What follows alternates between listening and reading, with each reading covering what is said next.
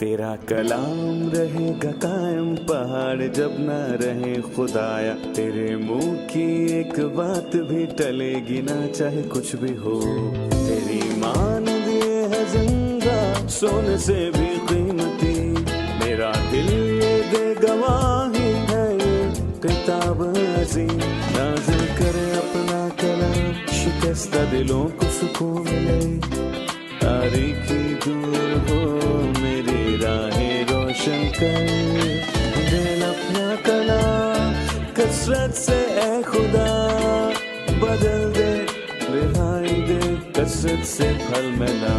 कलाम रहेगा कायम पहाड़ जब ना रहे खुदाया, तेरे मुंह की एक बात भी टलेगी ना चाहे कुछ भी हो। नाजरीन आदाब, मैं आपका और तमाम दुनिया के देखने वालों का हमारे रोज़ के बाइबली मुतालियाती प्रोग्राम की नई किस्त में खुशामदीद कहता हूँ। इस प्रोग्राम में हम बाइबल मुकद्दस की तमाम किताबों का मुताला पेश कर रहे हैं। इस वक्त हम ज़बूर की किताब पर हैं और आज हम दूसरे ज़बूर का मुताला करेंगे। लेकिन उससे पहले मैं खुदा के खादिम जो कि स्टूडियो में मौजूद हैं, भाई यूसुफ रियाज, मैं उनका खैर मकदम करूंगा। खुशामदीद भाई। बहुत शुक्रिया और भाई। स्टूडियो में मौजूद हमारे दीगर मेहमानों को भी खुशामदीद। भाई यूसुफ, मैं दूसरे ज़बूर का मौजूद जानना चाहूँगा। दूसरा ज़बूर खुदावंद की हुकूमत की बात करता है और बताता है कि लोगों की नज़र में उस बादशाह का क्या मुकाम है, और हम इस पर बाइबल मुकद्दस की अजमत पर गौर करते हैं जैसा कि आपने पहले कहा। और ज़बूरों की आयात की तकसीम कोई इंसानी अमल नहीं है बाकी तमाम किताबों की तरह, बल्कि ये इल्हामी है, ये शायरी में लिखी गई हैं। ये 12 आयात हैं। 12 का अदद खुदा की हुकूमत का अदद है। जैसे पुराने अहदनामे में 12 कबीले हैं, किज़ात की किताब में 12 काजी हैं और नए अहदनामे में 12 शागिर ताज़ीम का अदद है। ये ताज़ीम है और 12 ही महीने हैं, और मैं कहूँगा कि 12 बुर्ज हैं जो कि 12 सितारे हैं। ये सब हमें बताते हैं कि 12 का अदद खुदा की तख्लीक में तरतीब का अदद है, हुकूमत और ताज़ीम का अदद। और इसीलिए ज़बूर 2 में 12 आयात हैं जो खुदा की हुकूमत को जाहिर करती हैं, जो खुदा की हुकूमत की बात करती हैं। और इस ज़बूर में बोलने वाली 4 शख्सियात हैं और हर शख्सियत ने 3-3 आयात कही हैं, बाप, बेटा और रूहुल कुद्स। लेकिन हैरान कुन बात यह है कि पहला शख्स जो बोला वो बाप या बेटा या रूहुल कुद्स नहीं, बल्कि एक बदकार और बागी इंसान है जो खुदाम से कहना चाहता है अपने तख्त से उतर जा, क्योंकि वो बैठना चाहता है। कौमें क्यों तैश में हैं, लोग क्यों बातिल ख्याल बांधते हैं। खुदावंद और उसके मसीह के खिलाफ जमीन के बादशाह सफर आई करके और हाकिम आपस में मशवरा करके कहते हैं, और फिर एक जगह पर ये ज़बूर खुदावंद और उसके मसीह के बारे में बात करता है, खुदावंद और उसके मसीह के मुतालिक। जी लिहाजा ये मजमूर मसीह की बात भी करता है। सही। हमने पहले ज़बूर में मसीह के मुतालिक जाना कि वो कामिल इंसान है जिसकी खुशनुदी खुदावंद की शरीयत में है। हमें पहले और दूसरे ज़बूर के बीच रब्त के मुतालिक बताइए और उनके दरमियान फ़र्क और मुशाबत के मुतालिक भी। सबसे पहले हम मसीह के अखलाकी जलाल को ज़बूर 1 में देख सकते हैं, और हम ज़बूर 2 में उसका शाही जलाल देखते हैं। उसका अखलाकी जलाल के वो फरमा बरदार है, आजिज़ है, फलदार है, आदमी है, दरख्त है। ये सब अखलाकी जलाल का हिस्सा है, क्योंकि वो गुनाहगारों से अलग था और बाप का फरमा बरदार था। ये उसका अखलाकी जलाल है। और ज़बूर 2 में हम उसके शाही जलाल को देखते हैं, जैसा कि मसीह अखलाकी जलाल रखता था जब दुनिया में उसकी पहली आमद हुई। वो शाही जलाल भी रखता है जो खास तौर पर तब जाहिर होगा जब वो बादशाहत करने के लिए आएगा। उसके जलाल की एक झलक सूरत बदलने वाले पहाड़ पर जाहिर हुई, जब उसका जलाल पतरस, याकूब और यूहन्ना पर जाहिर हुआ, एक बात। और फिर दूसरी बात जो हम ज़बूर 1 में देख सकते हैं, तहरीर शुदा कलाम की मोहब्बत, मसीह की कलाम से मोहब्बत। खुदावंद की खुदा शरीयत में उसकी खुशनुदी है और उसकी शरीयत पर दिन रात उसका ध्यान रहता है। ज़बूर 2 में हम मुजस्सम कलाम से अदावत को देखते हैं। मुजस्सम कलाम कौन है? मसीह है। और उससे अदावत किसने रखी? मैं कहूँगा कि आम लोगों ने मसीह को रद्द किया और उससे अदावत रखी। हम ज़बूर 1 की शुरुआत को भी देखते हैं कि मुबारक है, और ज़बूर 2 की आखिरी आयत की शुरुआत भी मुबारक हो से होती है। सो मुबारक है वो आदमी और मुबारक हैं वो सब जिनका तवक्कल उस पर है। अब मैं ज़बूर पढ़ूंगा, उसके बाद हम वक्फा लेंगे और फिर अपने मुताले को जारी रखेंगे। कौमें किस लिए तैश में हैं और लोग क्यों बातिल ख्याल बांधते हैं। اور حاکم آپس میں مشورہ کر کے کہتے ہیں آؤ ہم ان کے بندھن توڑ ڈالیں اور ان کی رسیاں اپنے اوپر سے اتار پھینکیں۔ وہ جو آسمان پر تخت نشین ہے ہنسے گا، خداوند ان کا مضاحکہ اڑائے گا۔ تب وہ اپنے غضب میں ان سے کلام کرے گا اور اپنے قہر شدید میں ان کو پریشان کر دے گا۔ میں تو اپنے بادشاہ کو کوہ مقدس سیون پر بٹھا چکا ہوں۔ میں اس بیان کو فرمان کر دوں گا، خداوند نے مجھ سے کہا تو میرا بیٹا ہے، آج تو مجھ سے پیدا ہوا۔ مجھ سے مانگ اور میں قوموں کو تیری میراث کے لیے اور زمین کے انتہائی حصے تیری ملکیت کے لیے تجھے بخشوں گا۔ تو ان کو لوہے کے عصا سے توڑے گا، کمہار کے برتن کی طرح تو ان کو چکنا چور کر ڈالے گا۔ پس اب اے بادشاہو دانش مند بنو، اے زمین کے عدالت کرنے والو، تربیت پاؤ، ڈرتے ہوئے خداوند کی عبادت کرو، کانپتے ہوئے خوشی مناؤ، بیٹے کو چومو، ایسا نہ ہو کہ وہ قہر میں آئے اور تم راستے میں ہلاک ہو جاؤ، کیونکہ اس کا غضب جلد بھڑکنے کو ہے۔ مبارک ہیں وہ سب جن کا توکل اس پر ہے۔ ہم ایک وقفے کے بعد مہمانوں کے سوالات کے ساتھ حاضر ہوں گے۔ ناظرین، ملتے ہیں ایک چھوٹے سے وقفے کے بعد، ہمارے ساتھ رہیے۔ دوستو، آج ہم ایک ایسی دنیا میں رہتے ہیں جہاں ہر کوئی اپنا ہی راگ الاپ رہا ہے، اس امید میں کہ یہ راگ سنا جائے گا۔ سب اپنی ہی سوچ اور خیال کا چرچا کرنا اور اپنا ہی بے سرا اور بے ہنگم ڈھول پیٹنا چاہتے ہیں، لیکن مستقبل ان قریب میں سٹیج لگا دیا جائے گا اور تمام لائٹس خداوند یسوع مسیح پر ہوں گے جب اس کی آمد ثانی ہوگی۔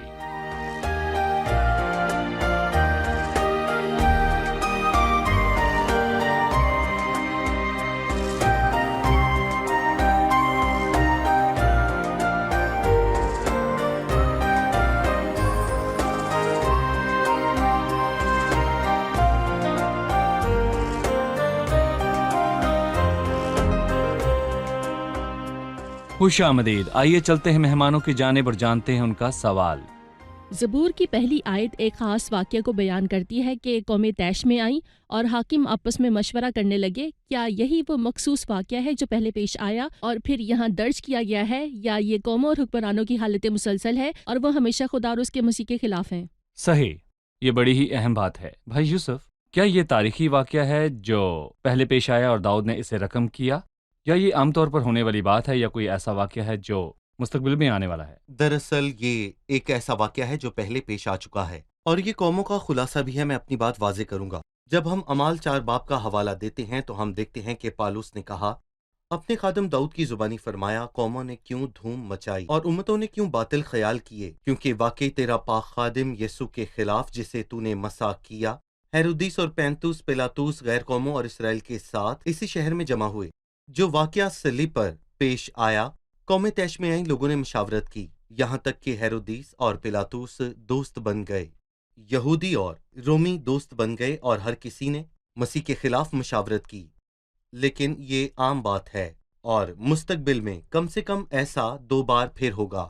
پہلی بار مسیح کے ظاہر ہونے پر ہوگا، وہ مکاشفہ 19 میں کہتا ہے، اور پھر میں نے اس حیوان اور زمین کے بادشاہوں اور ان کی فوجوں کو اس گھوڑے کے سوار اور اس کی فوج سے جنگ کرنے کے لیے اکٹھے دیکھا۔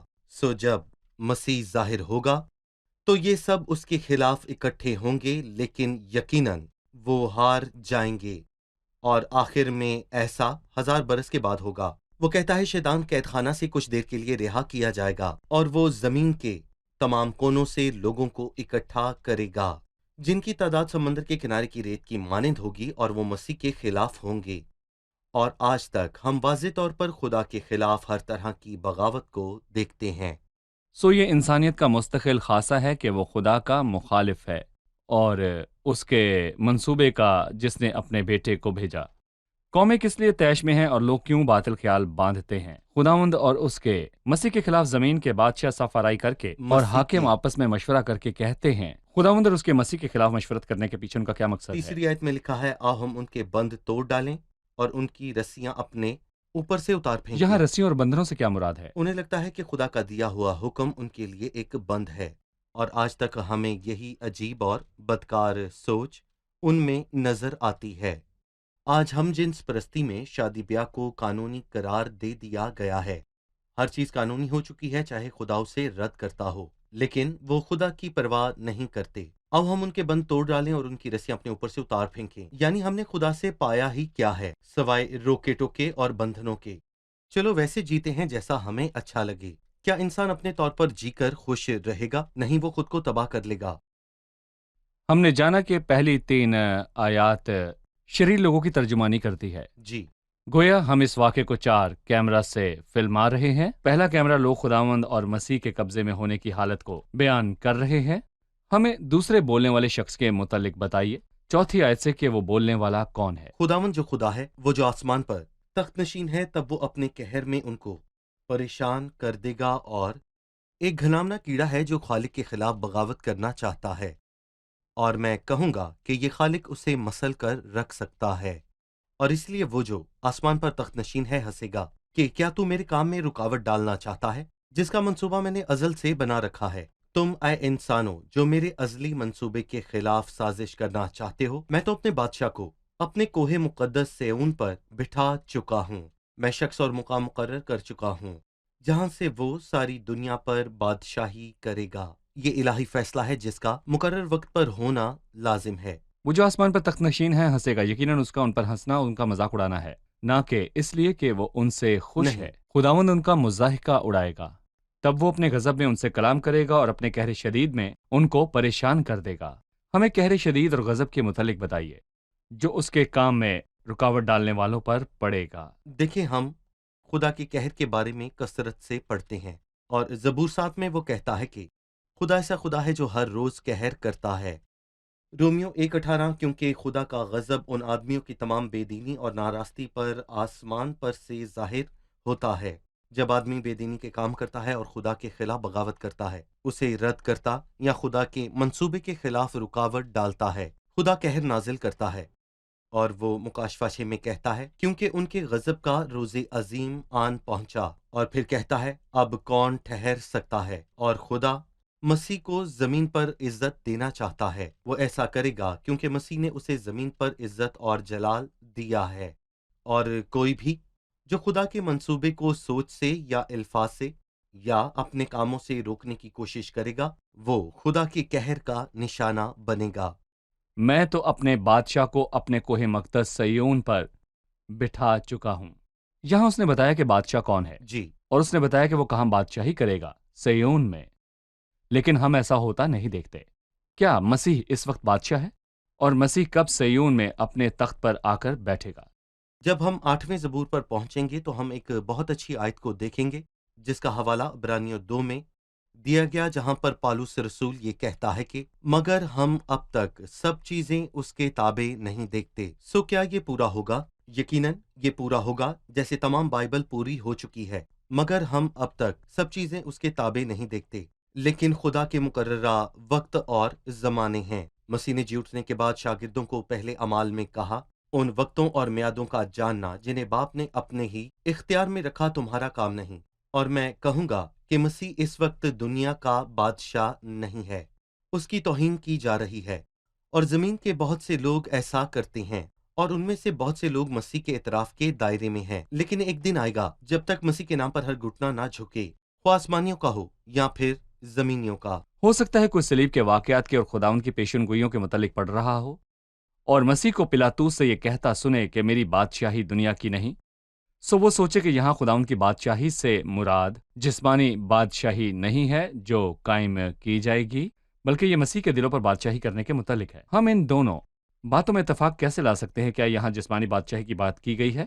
روحانی بادشاہت کا نظریہ درست نہیں، کیونکہ یہ نظریہ ہرگز بائبل کا نظریہ نہیں، کیونکہ جب ہم دانیل پڑھتے ہیں تو ہمیں 4 بادشاہیاں نظر آتی ہیں، 4 سلطنتیں، اور پھر ابن آدم کی بادشاہی۔ کیا پہلی 4 بادشاہیاں روحانی بادشاہیاں ہیں یا جسمانی؟ جسمانی ہے تو پھر ابن آدم کی جسمانی، بادشاہی وقتی، بھی جسمانی ہے۔ تاریخی۔ ہم باتوں کو کیوں الجھاتے ہیں؟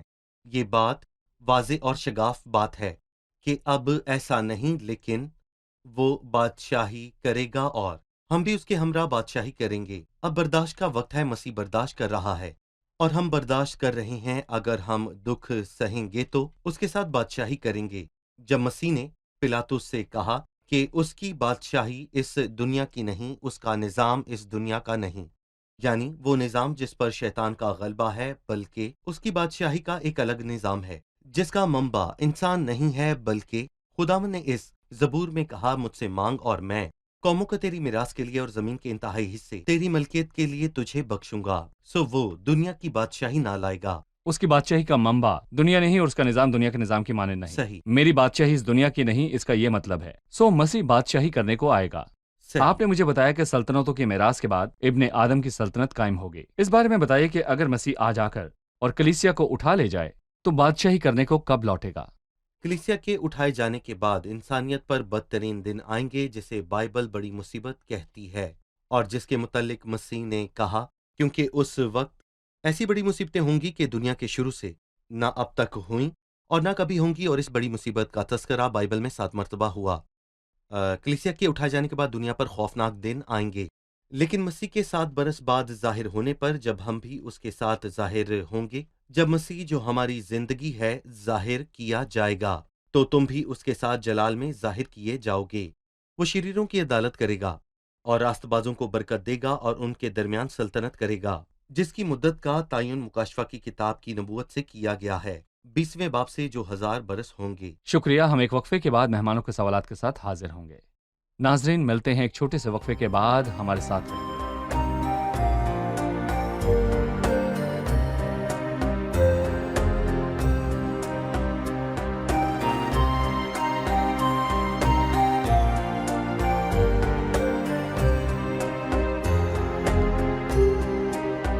خوش آمدید۔ آئیے چلتے ہیں مہمانوں کی جانب اور جانتے ہیں ان کا سوال۔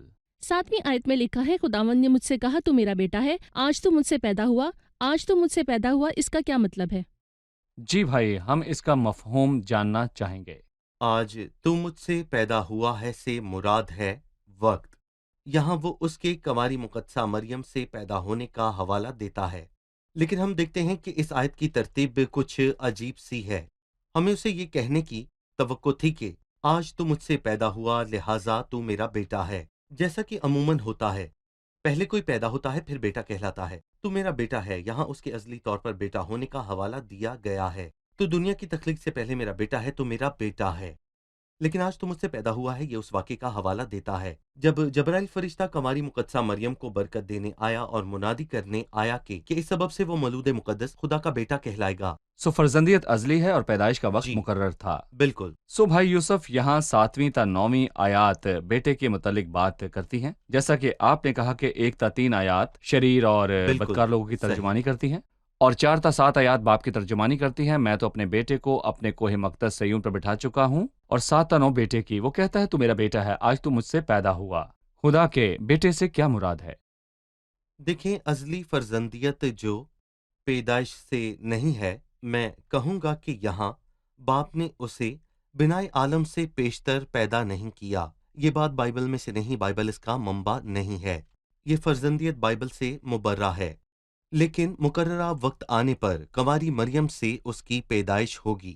خدا نے اپنے بیٹے کو بھیجا جو عورت سے پیدا ہوا، سو فرزندیت ازلی ہے، جبکہ پیدائش مقررہ وقت آنے پر مقدسہ مریم سے جسمانی باپ کے بنا ہوئی، اسی لیے کنواری مریم سے پیدا ہونے کے باعث اس نے ابن آدم کا لقب پایا۔ یہاں پر میں یہ کہوں گا کہ جو در حقیقت اس کی انسانیت سے متعلق ہے، جبکہ ازلی بیٹے کا لقب اس کی الوہیت سے متعلق ہے۔ اور میں کہنا چاہوں گا کہ الہام کی شاندار ترین باتوں میں سے ایک بات یہ ہے کہ میرا بیٹا ہے۔ اس کا تذکرہ زبور میں 2 مرتبہ آیا۔ پہلی مرتبہ 7ویں باب میں، خدا نے مجھ سے کہا تو میرا بیٹا ہے۔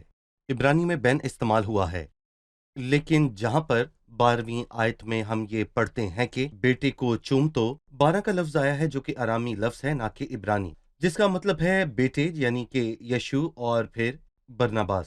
پر ایسا کیوں پہلے عبرانی میں لکھا گیا اور پھر آرامی زبان میں؟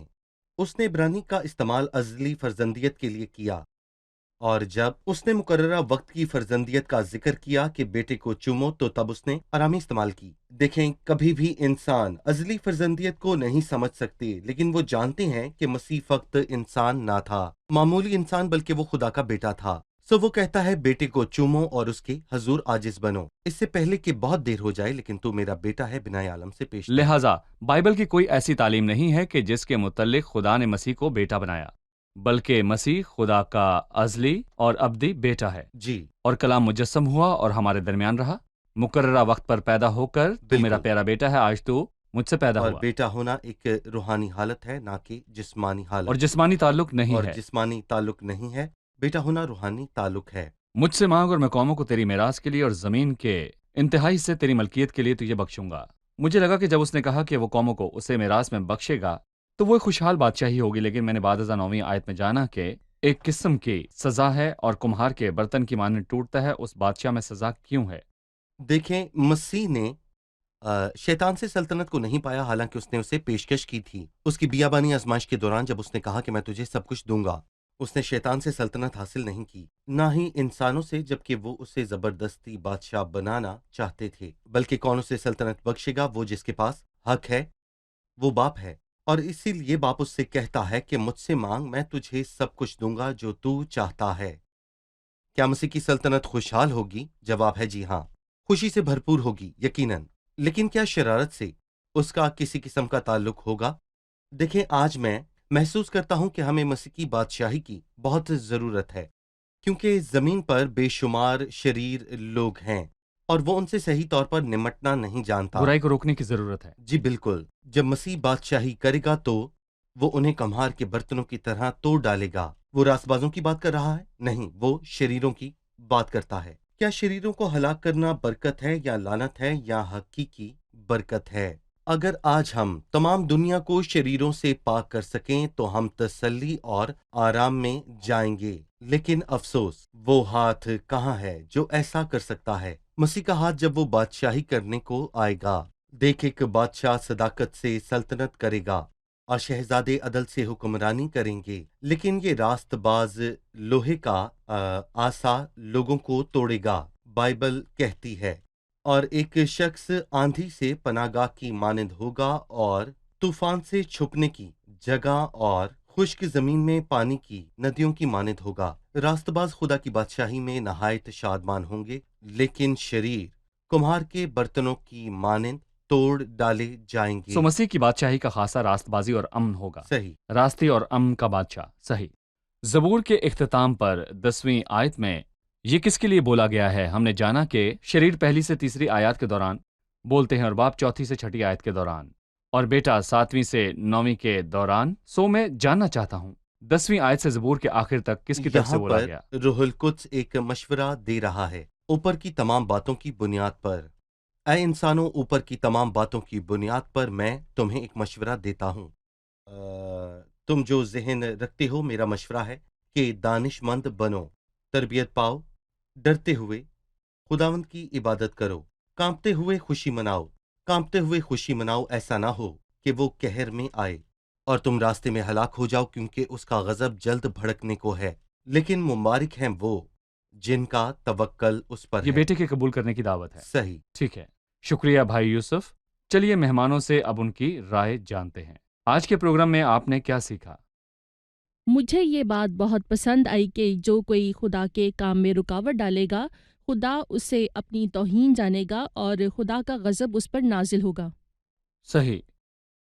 مجھے اس بات نے چھوا کہ بھلے ہی آج شریر قتل کرتے اور ہنستے ہیں، گویا وہ دنیا پر حاوی ہیں، لیکن یقیناً آخر میں خدا ہے جو ہنسے گا جب وہ دنیا پر حکمرانی کرے گا اور وہ انہیں لوہے کے عصا سے توڑے گا۔ صحیح۔ ہمارے بہت سارے دوست، احباب، رشتہ دار ہیں جو خداوند سے دور ہیں، اور وہ ہر طرح سے خداوند سے دور رہنے کی کوشش کرتے ہیں کہ اس کا وجود نہیں ہے، اور سختی سے اسے رد کرتے ہیں۔ جو وہ کرتے ہیں انہیں کرنے کو دو، مگر ایک دن آئے گا جب روح القدس ان پر کام کرے گا اور وہ بالآخر خداوند اور نجات دہندے کو دیکھ پائیں گے۔ مجھے تثلیث کا واضح ظہور پسند آیا۔ واضح طور پر باپ اور بیٹا اور روح القدس کا پرانے عہد نامے میں بھی ذکر ہے۔ صحیح۔ غضب اور سزا ہے، لیکن اس غضب اور سزا سے بچنے کے لیے ہمیں بیٹے کو چومنا ہے، بیٹے کو قبول کرنا ہے، اور یسوع کو شخصی نجات دہندہ قبول کرنا ہے۔ صحیح۔ آپ سب کا بہت شکریہ۔ خداوند آپ سب کو خدا بہت برکت برکت دے۔ دے۔ عزیز ناظرین، آج کی قسط کا پیغام حکمرانوں اور اختیار والوں اور بادشاہوں کے لیے ہے کہ بیٹے کو چومو، ایسا نہ ہو کہ وہ قہر میں آئے اور تم راستے میں ہلاک ہو جاؤ۔ مسیح کو اپنا شخصی نجات دہندہ قبول کر کے اس کے ساتھ خداوند اور نجات دہندہ ہوتے ہوئے محبت کا تعلق قائم رکھنا، اس سے پیشتر کہ وہ بادشاہوں کا بادشاہ اپنے دن میں آئے اور اپنے تخت پر سوار ہو، تب وہ اپنے جلال کے تخت پر بیٹھے گا اور زندوں کی عدالت کرے گا۔ اور بادشاہوں اور حکمرانوں، تم جو کسی منصب پر فائز ہو، آنے والے غضب سے بچنے کی کوئی راہ نہیں سوائے خداوند اور مسیح کو نجات دہندہ قبول کر کے۔ وہ بادشاہوں کا بادشاہ ہے جو جلد آنے والا ہے۔ اگلے پروگرام میں پھر ملاقات ہوگی۔ خداوند آپ سب کو برکت دے۔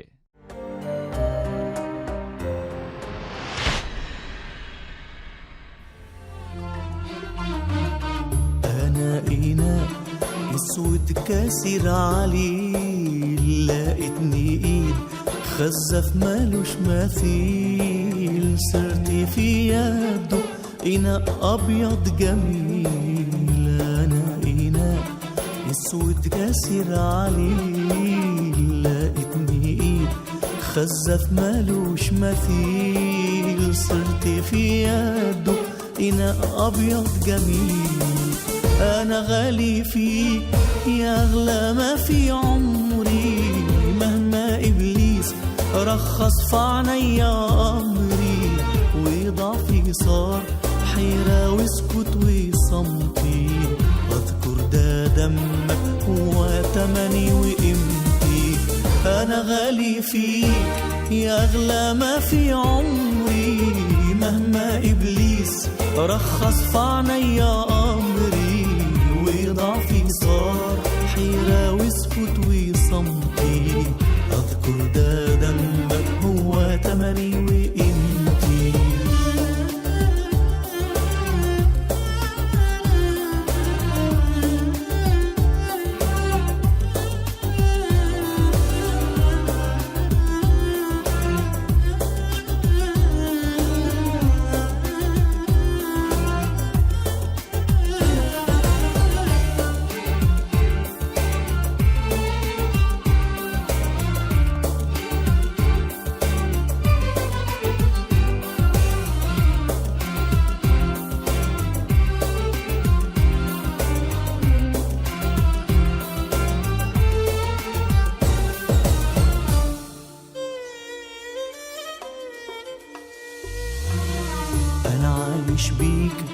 يا نفسي وشهيقي، بتقودني ايديك وتنور لي طريقي، دايما بلقاك وحدك خلي وصديقي.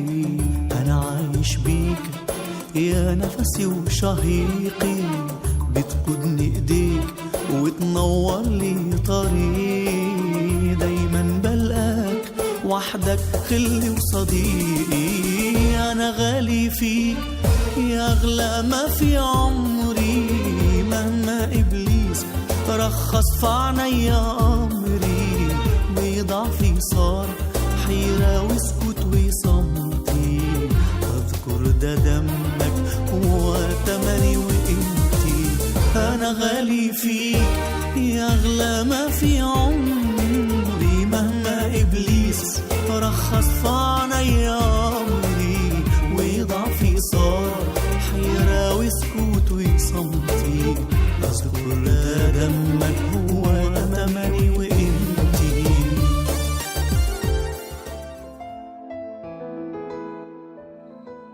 تیرا کلام رہے گا قائم، پہاڑ جب نہ رہے خدایا، تیرے منہ کی ایک بات بھی ٹلے گی نہ، چاہے کچھ بھی ہو.